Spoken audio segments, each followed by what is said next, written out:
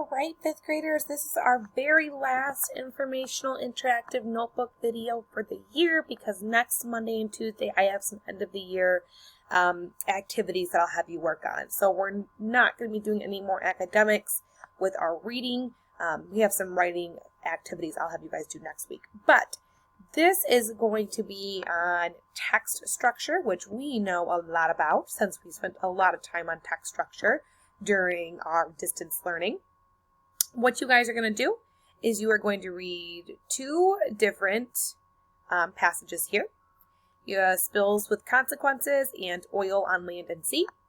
Then what you are going to do is you are going to answer some questions about each one of those texts and make sure you explain your answer with evidence from the text, which means you are actually grabbing quotations and pieces of the text to support your answer in here. So it's similar to race, okay?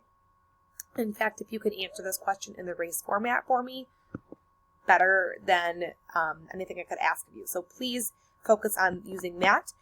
Since I am a movie star, we all know that, I have also included my text structure video in here that you guys can watch for fun just because I like to be goofy and silly.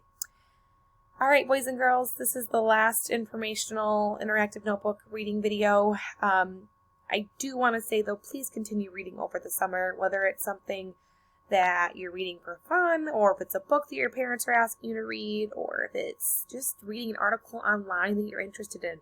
It's so important to focus on reading skills and continue to read over the summer. It's all I ask for you guys. And if you ever need any reading material, do not be afraid to email me. I would be happy to drop off some stuff for you or send you some stuff electronically to read. That's my job. Even though it's summertime, I'm still here to give you that information. All right, guys, good luck and have a good rest of your summer.